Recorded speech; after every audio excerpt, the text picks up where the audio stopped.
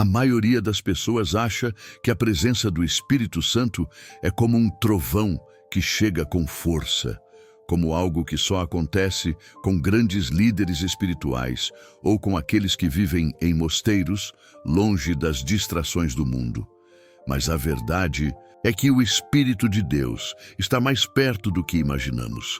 Ele se move de forma suave, paciente, como uma brisa no final da tarde que ninguém vê, mas todos sentem. E essa história começa justamente com alguém comum, como eu e você. Um homem simples chamado Otacílio, de 46 anos. Nada em sua vida parecia espetacular.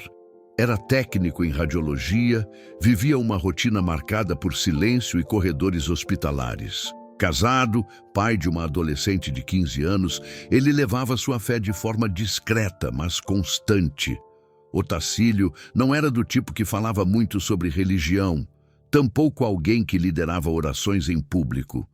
No entanto, havia nele uma fome silenciosa, um vazio que as tarefas do dia a dia não conseguiam preencher.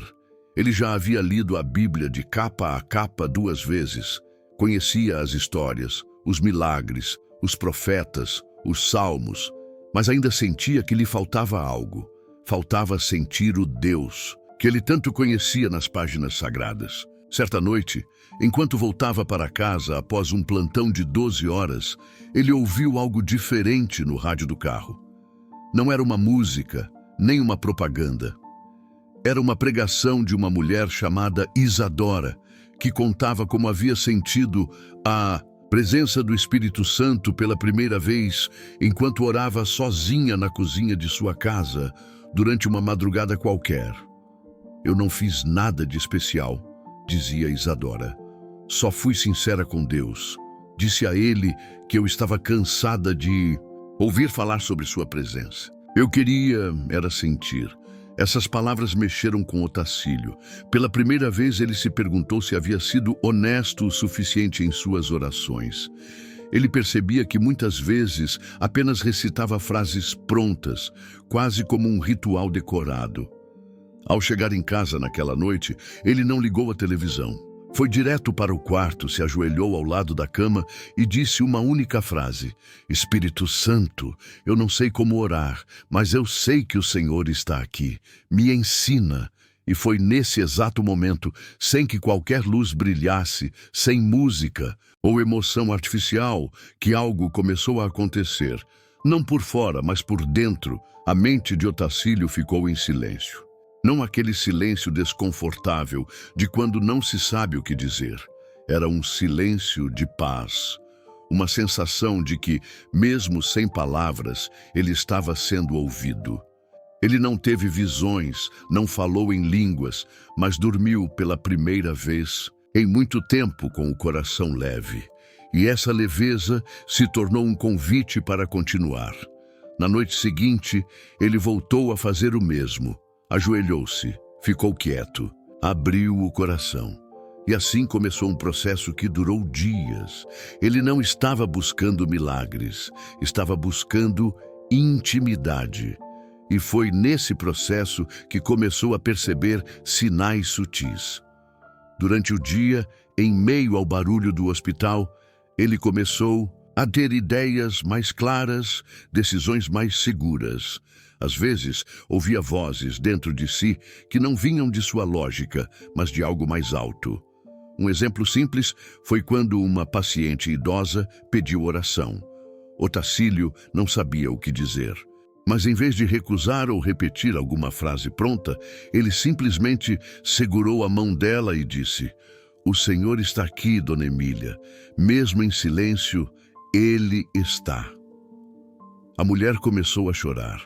Otacílio não sabia, mas essas palavras eram exatamente o que ela havia pedido a Deus naquela manhã.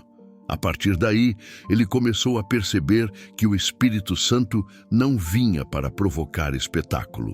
Ele vinha para transformar os detalhes, para fazer com que até o gesto mais comum, como oferecer um copo d'água, pudesse carregar o peso do céu. Mas havia algo curioso nisso tudo. Quanto mais Otacílio se calava diante de Deus, mais ele sentia sua voz. Quanto menos pedia, mais recebia. Ele entendeu que a oração verdadeira não era uma negociação com o divino, mas uma rendição. Era abrir o coração e permitir que o Espírito o enchesse do que fosse necessário, não do que ele achava que precisava. Na quinta noite, algo mudou. Enquanto orava, ele sentiu como se seu peito se abrisse por dentro. Não era físico, mas era real. Ele chorou como uma criança, e o mais impressionante não era tristeza. Era um choro de limpeza, como se todas as culpas, dúvidas e dores tivessem sido levadas embora. Ele levantou daquele chão um novo homem. E não, sua vida não se tornou perfeita, mas algo essencial mudou. Ele deixou de se sentir sozinho, e essa sensação não tem preço. Nos dias seguintes àquela noite de lágrimas e rendição, Otacílio começou a perceber que algo nele havia sido realinhado. Não era uma mudança brusca, não era um fogo de palha. Era como uma correnteza subterrânea, constante e invisível, que aos poucos começava a modificar o leito do rio da sua alma. O que antes era apenas um ritual noturno, ajoelhar-se e dizer algo, agora se tornava um tempo de presença viva. Ele não sentia apenas que Deus ouvia, sentia que Deus respondia, às vezes com pensamentos, outras vezes com sensações e muitas vezes com silêncio, mas um silêncio que aquietava e não que assustava. Uma manhã, a caminho do trabalho, Otacílio foi surpreendido por um desejo estranho: comprar uma rosa branca. Não sabia para quem, nem por quê. Ele ignorou o impulso a princípio, achando que era apenas devaneio. Mas ao passar pela porta da floricultura, sentiu o coração acelerar. Voltou, comprou a rosa, guardou no carro, sem saber o que faria com ela. Ao chegar ao hospital, uma colega chamada Ione, que trabalhava na recepção, parecia abatida. Ele não era próximo dela, mas sentiu que deveria entregar a flor. Hesitou. Era estranho, incomum, mas obedeceu. Aproximou-se, disse apenas: "É para você. Deus pediu que eu te entregasse." Ela arregalou os olhos. Ficou imóvel por alguns segundos. Depois começou a chorar. Era o aniversário de falecimento da filha dela, que havia morrido ainda criança. A menina amava flores brancas. Naquela manhã, Ione havia orado pela primeira vez em meses, pedindo um sinal de que Deus ainda se importava com sua dor. E ali estava a rosa, e ali estava a resposta. Otacílio não se vangloriou. Pelo contrário, voltou ao banheiro do hospital e chorou em silêncio, surpreso com a sensibilidade do espírito. Ele começou a perceber que obedecer às instruções de Deus, mesmo que parecessem pequenas, era a chave para uma vida cheia de significado. Ele não precisava de uma plataforma, nem de seguidores, nem de púlpitos. Precisava apenas de sensibilidade e coragem. Certa noite, durante sua oração, ele disse: "Espírito Santo, se quiser me usar mais, eu estou aqui. Me mostre." E ele mostrou. Não com visões grandiosas, mas com oportunidades diárias. Uma senhora esquecida na sala de espera, um jovem nervoso no corredor, um colega de trabalho passando por divórcio. Otacílio não precisava de sermões, bastava escutar, bastava estar atento. Em pouco tempo, as pessoas começaram a notar algo diferente nele. Não sabiam o quê, mas havia paz em seus olhos. E isso é algo raro de se ver no mundo de hoje. Um tipo de paz que não depende de salário, de status ou de conquistas. Uma paz que parece vir de outro mundo. O mais impressionante era que Otacílio nunca fazia nada forçado. Ele não andava por aí dizendo: "Deus me mandou falar com você." Ele apenas vivia com o coração disponível. E é isso que o Espírito Santo busca: corações disponíveis. Deus não procura perfeição. Ele procura rendição. E talvez você esteja ouvindo ou assistindo isso agora e se pergunte: será que eu também posso viver algo assim? A resposta é simples: sim. A presença do Espírito Santo não é um prêmio para os santos, mas um presente para os rendidos. Ele não está esperando você se tornar perfeito. Ele só espera que você diga: vem, eu quero te conhecer. Muitos acreditam que a manifestação do Espírito é para poucos, mas isso não é verdade. Não há ninguém mais interessado em se revelar do que o próprio Deus. O problema é que geralmente estamos ocupados demais para ouvir. Corremos, planejamos, controlamos e esquecemos de simplesmente parar. Parar e dizer: fala, Senhor, teu servo escuta. Otacílio aprendeu isso. E você também pode. A intimidade com o Espírito não é mística, não é reservada a monges ou pastores. É para mães que oram pelos filhos enquanto lavam louça, para jovens que buscam direção no silêncio do quarto, para homens que trabalham duro e mesmo assim sentem que algo falta. É para todos, é para agora. Se você chegou até aqui, quero te fazer um convite diferente. Não é só para clicar em inscrever-se, como todo mundo fala. É um convite para caminhar junto.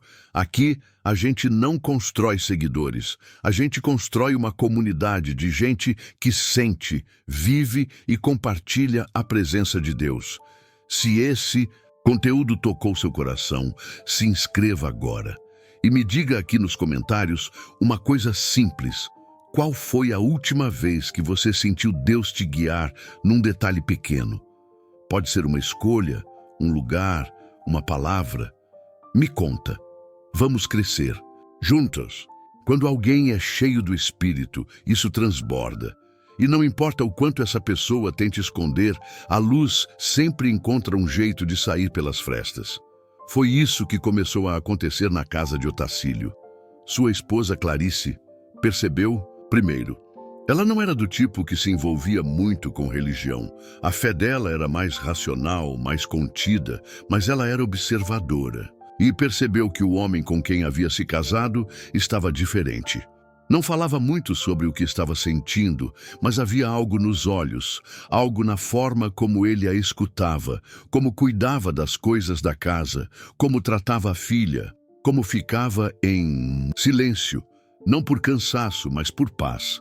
Certa noite, enquanto preparavam o jantar, Clarice soltou a pergunta: você está diferente? O que está acontecendo com você? Otacílio sorriu. Pensou em como explicar algo que mal sabia colocar em palavras, mas respondeu com simplicidade: acho que comecei a ouvir mais e falar menos. Acho que estou tentando sentir mais e controlar menos. Acho que estou deixando Deus me mostrar quem Ele é de verdade. Ela não riu, não ironizou, só ficou pensativa. Dias depois, foi ela quem decidiu se juntar a ele em oração. Nenhum dos dois sabia como começar, mas isso não importava. Eles apenas se sentaram juntos em silêncio. A filha, Luísa, viu a cena e ficou ali no corredor, espiando.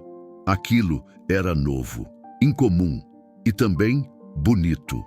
No domingo seguinte, eles acordaram cedo e foram caminhar juntos até a praça perto de casa. Algo que não faziam havia anos.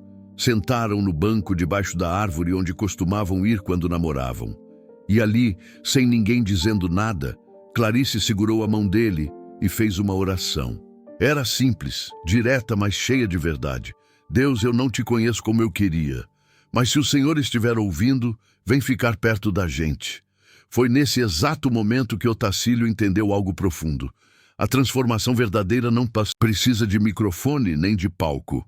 Ela começa em casa, começa no silêncio, começa quando alguém decide se render em vez de vencer. Com o passar dos dias, a atmosfera da casa deles foi se transformando. Não de forma espetacular, mas real. Brigas diminuíram, as conversas aumentaram, as refeições voltaram a ter sentido. O celular deixou de ser o centro da atenção e, pouco a pouco, aquela casa se tornou um lugar de descanso para quem entrava. Uma amiga de Luísa, chamada Camila, que costumava passar horas trancada em casa por causa de crises de ansiedade, começou a visitar a casa deles. No começo, só para estudar. Depois, passou a jantar com eles e um dia perguntou: por que é tão calmo aqui? Por que eu me sinto bem aqui, mesmo quando não estou bem? Clarice não soube responder. Olhou para Otacílio. Ele apenas disse: a gente decidiu deixar Deus fazer parte do nosso dia, não só do nosso domingo. E Camila sorriu. Pela primeira vez em muito tempo, ela chorou sem sentir vergonha. A paz que habitava naquela casa começou a alcançar pessoas de fora. Isso não porque eles saíam pregando, mas porque a presença do Espírito se manifesta onde é bem-vinda. E quando ele se manifesta, tudo muda. Até os cômodos parecem mais claros. Até os problemas parecem menores. Otacílio começou a perceber algo que mudaria ainda mais sua maneira de viver. A presença do Espírito Santo não é algo que se busca apenas para receber. Ela se busca para compartilhar. Deus não quer apenas encher você, Ele quer transbordar através de você. E foi aí que ele entendeu o verdadeiro propósito da presença de Deus. Não é nos impressionar, é nos transformar, para que transformados, a gente possa transformar outros, não com palavras bonitas, mas com presença, com escuta, com silêncio, com gestos pequenos, mas cheios de amor. A vida espiritual não é uma linha reta, ela é cheia de curvas, buracos, dias cinzentos e madrugadas longas. E Otacílio descobriu isso não nos dias bons, mas nos dias em que tudo parecia escuro. Pouco depois de ter vivido aquelas semanas tão especiais com a família, ele recebeu uma notícia que o fez estremecer por dentro. Seu pai, Ademar, que vivia no interior do Espírito Santo, havia sido diagnosticado com uma enfermidade rara no sangue. O prognóstico era incerto, o tratamento era caro e o mais difícil, o pai, que sempre foi um homem fechado, não queria ver ninguém, nem médicos, nem família, nem igreja. Otacílio ficou dividido. Sentiu que deveria ir largar tudo e cuidar do pai, mesmo que ele recusasse. Mas ao mesmo tempo havia contas, responsabilidades, Luísa com provas no colégio, Clarice precisando dele. E então, como havia aprendido, foi orar. E nessa oração, ele não pediu uma cura milagrosa. Pediu direção, pediu sabedoria, pediu que o Espírito Santo o guiasse como vinha fazendo nos últimos meses. E mais uma vez, não veio uma voz audível, mas uma certeza suave no peito. Ele precisava ir, não por obrigação, mas por amor. Conversou com Clarice, que, para sua surpresa, não hesitou. Vai, a gente segura as pontas aqui. Pegou o carro no dia seguinte, enfrentou quase 10 horas de viagem, atravessando estradas de terra, chuva e silêncio. Ao chegar à casa do pai, encontrou a velha porteira de madeira aberta. Ademar estava na varanda, magro, pálido, com os olhos fundos, mas não disse nada, nenhum cumprimento, apenas olhou. Otacílio desceu do carro, respirou fundo e disse: Pai, eu não vim te convencer de nada, só vim ficar perto. E ficou. Dias inteiros, sem falar muito. Ajudava a preparar o café, recolhia lenha, trocava a água dos vasos. O pai continuava calado, mas aos poucos os gestos começaram a dizer mais do que as palavras. Uma tarde, quando a chuva caiu com força e a energia acabou, os dois ficaram sentados em frente ao fogão a lenha. E ali, no som da madeira estalando, Ademar falou pela primeira vez: Você sempre foi quieto, mas agora está diferente. Parece que tem uma luz em você. Otacílio engoliu em seco. Olhou para o pai e respondeu com honestidade: Não é minha, é dele. A luz é do Espírito Santo. Eu só deixei ele entrar. O velho ficou em silêncio. Olhou o fogo e disse: Será que ainda dá tempo para mim? Otacílio segurou a mão dele, algo que não fazia desde criança, e disse: Com Deus sempre dá tempo. Naquela noite, os dois oraram juntos pela primeira vez. Não foi uma oração perfeita, mas foi sincera e foi suficiente. O pai não se curou de forma milagrosa, mas seu coração mudou. A dureza foi se quebrando, a amargura foi se dissolvendo. E quando Otacílio voltou para casa dias depois, voltou com a certeza de que tinha obedecido à voz certa, mesmo sem entender tudo. E é assim que o Espírito Santo age. Ele nem sempre muda as circunstâncias, mas sempre muda a gente. Ele nos prepara para as perdas, para os nãos, para as esperas. Ele nos fortalece quando tudo parece frágil e nos ensina que fé não é fugir do sofrimento, é atravessar ele com esperança. Alguns dias depois de seu retorno, Otacílio recebeu uma carta escrita à mão do pai. Um papel simples, com a caligrafia trêmula e cheia de erros, mas com uma frase que ele jamais esqueceria. Obrigado por me mostrar que Deus não desistiu de mim. Aquilo foi mais do que qualquer milagre visível. Foi a prova de que a presença do Espírito Santo é a coisa mais poderosa que alguém pode carregar. Ela restaura vínculos, reescreve histórias, cura feridas antigas e, acima de tudo, aponta o caminho mesmo no meio da escuridão. É estranho pensar que um lugar marcado pela dor, pela correria e pelo cheiro constante de álcool hospitalar possa ser também um terreno fértil para o mover de Deus. Mas era exatamente isso que acontecia no hospital onde Otacílio trabalhava. A cada novo plantão, algo sutil acontecia. As pessoas se sentiam mais calmas perto dele. Médicos cansados vinham até ele apenas para conversar, sem saber exatamente por quê. Pacientes que pareciam agitados encontravam consolo apenas com sua presença. E ele, sem alarde, sem falar em nome de religião, deixava o Espírito Santo transbordar nos gestos mais pequenos.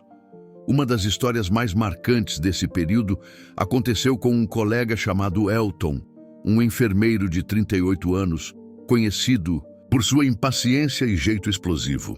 Sempre que algo saía do planejado, ele gritava, chutava portas, desabafava com grosserias. Todos no hospital aprendiam a andar com cuidado perto dele. Mas numa noite em que a emergência estava particularmente movimentada, algo inusitado aconteceu. Elton chegou atrasado, nervoso, e ao encontrar sua sala bagunçada, começou a resmungar como sempre. Mas quando foi até a copa para pegar um café, encontrou Otacílio ali, sentado em silêncio, lendo um pequeno livro com a capa gasta. Era uma cópia antiga de Cartas de um Diabo a seu aprendiz, de C.S. Lewis. Otacílio levantou os olhos, sorriu e apenas disse: "Quer café também?" Aquela gentileza simples desmontou Elton por dentro. Ele aceitou, sentou e, depois de alguns minutos, falou como quem não aguentava mais. "Cara, eu tô afundando, eu não durmo, tô bebendo. Toda noite para desligar." Otacílio não o corrigiu, não pregou, apenas escutou e disse uma única frase: "Você não precisa carregar tudo sozinho." Elton abaixou a cabeça. Nunca ninguém havia dito isso a ele. Foi naquele plantão que eles começaram a conversar. E ao fim da madrugada, Elton pediu: "Você pode orar por mim, velho, mas sem frescura." E Otacílio orou, em voz baixa, com palavras simples, mas com a autoridade de quem carrega o céu dentro de si. Aquela oração marcou o início de uma nova fase na vida de Elton. Dias depois, ele apareceu no plantão com uma Bíblia antiga debaixo do braço.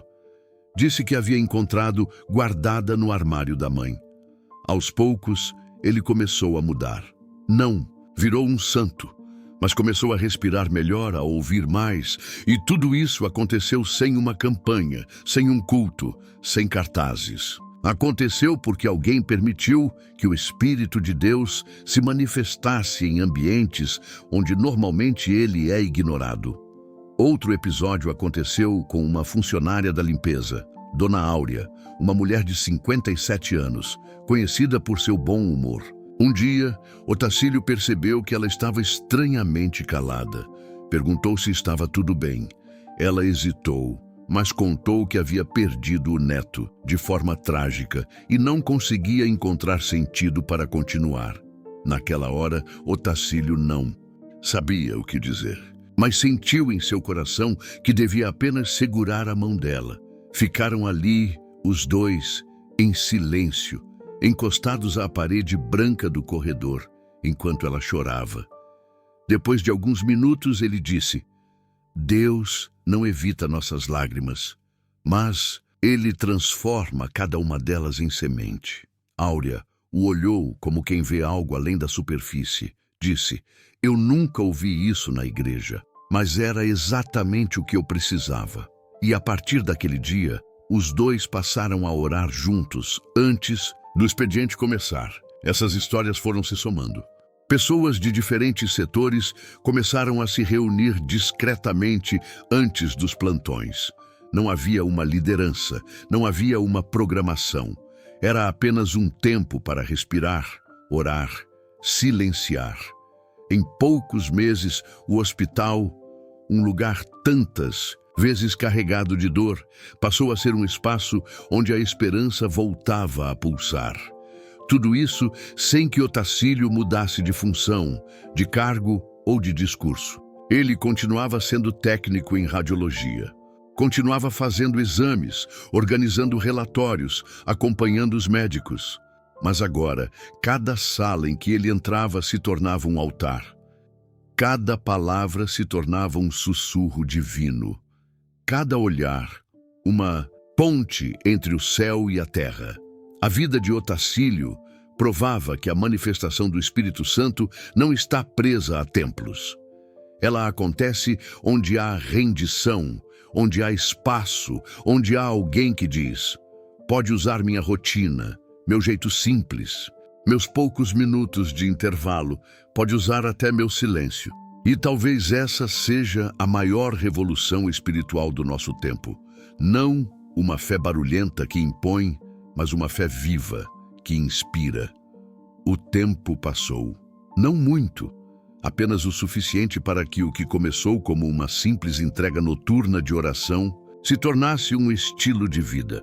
A transformação que havia ocorrido dentro de Otacílio agora tomava forma, também em sua visão de futuro. E foi nesse contexto de paz e rotina espiritual consolidada que ele começou a sentir algo diferente. Não era inquietação nem insatisfação. Era como se uma porta estivesse se abrindo dentro dele. Uma porta para algo novo, desconhecido, mas irresistivelmente atrativo. Certo dia, durante uma tarde chuvosa de domingo, Otacílio e Clarice estavam sentados à mesa, tomando café. Ela, como sempre, o observava com a sensibilidade de quem ama em silêncio. Você tem pensado em sair do hospital? Perguntou sem rodeios. Ele a olhou surpreso. Não havia falado nada sobre aquilo ainda, mas sim, havia sentido algo. Não um desejo de fugir, mas uma inquietação sagrada. E Clarice, percebendo seu silêncio, completou: acho que tem algo novo vindo aí. E você vai saber quando for a hora. Foi então que, naquela mesma semana, ele recebeu um convite incomum. Uma escola comunitária da periferia da cidade precisava de alguém para oferecer orientação espiritual uma vez por semana para adolescentes em situação de risco. O convite não veio de nenhuma igreja, veio de um ex-paciente que havia passado por momentos difíceis e lembrava de uma conversa com Otacílio durante um exame de rotina. Você falou de paz. Eu nunca esqueci. Acho que aqueles meninos lá precisam ouvir o que você tem para dizer. A princípio ele hesitou. Eu? Falar com jovens? Não sou pastor nem palestrante, mas à noite, em oração, perguntou: Espírito Santo, é isso mesmo? E, como de costume, a resposta não veio em palavras, mas em paz. Uma convicção que crescia a cada respiração. Ele aceitou. Na primeira visita à escola, foi recebido com desconfiança. Os meninos estavam acostumados com gente que vinha e ia embora. Gente que falava bonito, mas não escutava. Mas Otacílio não chegou com um sermão. Ele chegou com presença. Sentou no meio deles, ouviu, riu, se calou. E quando falaram de medo, de raiva, de frustração, ele contou da vez em que quase desistiu. Da fé porque não sentia mais nada. E contou como, ao se ajoelhar com sinceridade, começou a ver Deus nos detalhes. As palavras dele não eram ensaiadas, não tinham oratória, mas tinham verdade. E verdade sempre toca. Na semana seguinte, o grupo dobrou de tamanho. Alguns vieram só para ver o técnico do hospital que virou contador de histórias. Outros, em busca de respostas. Mas todos foram embora com algo no peito. Algo que não sabiam nomear, mas que fazia bem. Uma das meninas, chamada Denise, de 17 anos, escreveu em seu caderno: "Hoje senti que Deus também gosta de mim, mesmo eu sendo quem sou." Ela mostrou o bilhete a Otacílio antes de ir embora. Ele segurou o papel como quem recebe uma joia. E é isso que o Espírito Santo faz.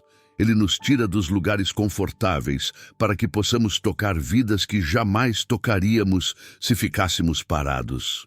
Ele não nos empurra para palco, mas para propósitos. E às vezes, o propósito é sentar ao lado de alguém ferido e dizer: "Você importa." Com o tempo, Otacílio passou a visitar a escola com mais frequência. Preparava pequenos encontros com dinâmicas simples, orações curtas, e sempre abria espaço para que os jovens falassem. Não para controlá-los, mas para ouvi-los. E o resultado foi surpreendente. Brigas diminuíram. Um dos jovens largou a ideia de entrar numa gangue. Outro decidiu retomar os estudos. E tudo isso sem um projeto formal, sem financiamento, sem holofotes. Clarice e Luísa passaram a ajudá-lo. Aos poucos, a casa deles virou ponto de encontro de jovens que buscavam mais do que conselhos. Buscavam direção. O que havia começado como uma busca individual por presença, agora se tornava missão. E missão verdadeira nunca nasce de ambição. Ela nasce de amor. Mas nem tudo eram flores. Houve resistência, comentários maldosos, gente dizendo que ele estava se achando um pastor. Mas Otacílio não se deixou abalar. Sabia que não havia chamado para título, mas para serviço. E quem serve com o coração cheio de Deus não se fere com facilidade. Uma noite, depois de um desses encontros com jovens, Clarice perguntou a ele: "Você já pensou no quanto tudo mudou desde aquela primeira oração?" Ele sorriu. "Pensei, mas acho que ainda nem começou." A casa de Otacílio já não era mais apenas um lar. Tornara-se um ponto de partida para encontros inesperados com o divino. Não por causa da mobília, nem por causa do tamanho ou da localização, mas porque ali havia rendição, havia espaço para o Espírito habitar. Gente entrava pela porta com dúvidas e saía com direção. Alguns vinham só por curiosidade e descobriam, sem perceber, que estavam sentados no chão da sala, chorando, sendo curados por dentro. Otacílio, aquele mesmo homem comum, técnico, de radiologia de fala calma, agora era instrumento de transformação em múltiplos lugares, sem nunca ter deixado de ser quem era. A beleza do que acontecia em sua vida estava justamente na autenticidade. Ele não imitava ninguém, não copiava fórmulas, não se tornara um personagem. Apenas permitiu que o Espírito Santo o moldasse até que ele mesmo deixasse de buscar destaque para se tornar reflexo. Mas algo ainda mais profundo começou a acontecer. As pessoas que haviam sido tocadas por ele começaram a tocar outras. Denise, a jovem da escola, passou a liderar um grupo de leitura bíblica com outras meninas. Elton, o enfermeiro antes revoltado, organizava encontros semanais com seus colegas para orar por pacientes críticos. Dona Áurea, com suas mãos cansadas de tantos anos de limpeza, agora segurava outras mãos no hospital e dizia com firmeza: "Você não está sozinho, Deus está aqui."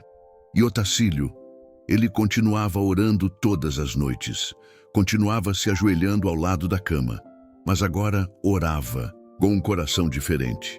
Antes, suas orações eram cheias de perguntas. Agora, eram cheias de gratidão. Antes, ele pedia presença. Agora, ele compartilhava presença. Antes, ele buscava sentir.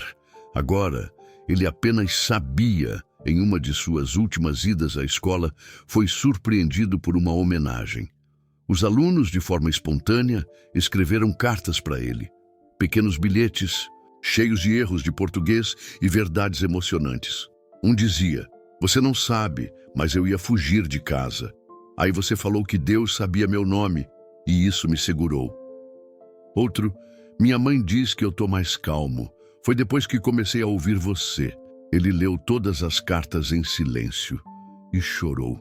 Não por vaidade, mas por humildade, porque só quem sabe o que é se sentir invisível entende o valor de ser canal para que outros se sintam vistos por Deus.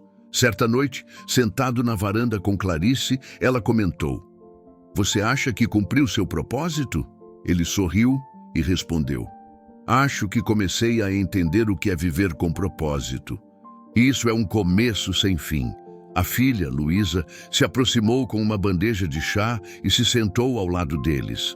Olhou o pai e disse: "Pai, quando eu crescer, quero ser parecida com você, mas principalmente quero ter essa paz que você tem." Otacílio olhou para ela e respondeu algo que se tornaria uma das frases mais repetidas por todos que o conheceram: "A paz não é minha, é do Espírito Santo, e ele está esperando o teu sim." Essa história termina como todas as histórias de quem anda com Deus, sem ponto final. Porque quando alguém decide abrir espaço dentro de si para o Espírito Santo, começa uma jornada que não cabe em uma linha, cabe apenas na eternidade. E agora que você ouviu ou leu essa história até o fim, quero te dizer algo importante. Isso não é sobre Otacílio, isso é sobre você. Você não precisa ser pastor, missionário, pregador ou teólogo. Você só precisa estar disposto. Deus não procura gente talentosa, Ele procura gente entregue, gente simples, que diz sim, mesmo sem entender tudo.